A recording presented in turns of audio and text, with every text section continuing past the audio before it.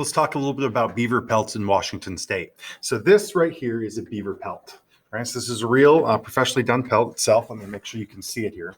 Now, what made these pelts so amazing in Washington State specifically is the water's ice cold. So when you have water coming down from the Cascades and the Rockies, that water is literal glacier water. And beavers are actual, like they're mammals. So just like if we throw you in a freezing cold river for an hour, you would die. So would these animals. And so this fur was so thick, it's actually waterproof. So if I throw water on this fur, the skin never even gets touched. The fur is so dense and thick.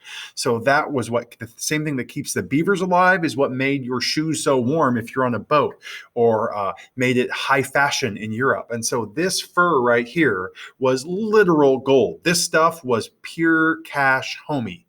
Everything that was amazing. And so anytime you have something like this that's hard to get and really, really, really valuable, people are going to go out of their way to get it. And so we have trappers traveling all around Washington State trying to find beaver pelts and animal furs like these. So let's look at what the traps actually look like. This is an actual authentic beaver trap. So you can take a look at this. We're going to go through this and we'll play with it a little bit later. First thing you're going to notice, it doesn't have any teeth on it. And it doesn't have teeth because if your fur is waterproof and you poke a bunch of holes in it with this thing, you no longer have waterproof fur. So this trap right here, what it would do is hold the animal, and what it would do a couple things. It has a lot of pressure and power, so it would break bones, including necks and all of those things. So a lot of the times it would kill the animal outright by itself.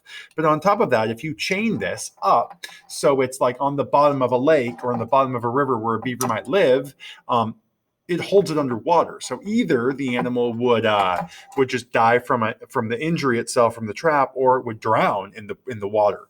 And on top of that, since this happens underwater, no other animals can get to it, and the water is so cold, it's essentially a refrigerator. So the animal wouldn't rot and the fur wouldn't rot before you can get to it as a trapper. So it's kind of genius. Now, if you look at this, there's two bars on either side. These bars are insanely, I can barely squeeze them, right? So you would have to hold both of these down all the way to the bottom. Once they go down here, the trap opens up. You can see once it gets below, the mouth is allowed to open up. And this bar would literally go into this notch right here. And then what you could do is flip the pin over the notch, lift that, and now all of a sudden you have the trap set. So this pin is holding the trap open, and this pad is the thing that would trigger it. So you put a scent gland or anything here that makes the beaver want to go into the trap. When that goes down, the pin opens and then the trap closes. Now, we are not going to do any of that here on camera because I like my fingers. Beaver traps like this are powerful enough to take a digit off or severely break your hand. I like my hands, I like my fingers, but that is how these beaver traps work. So you can actually look at the beaver trap's power here in a little bit. So if you want to see some stuff explode, there you go.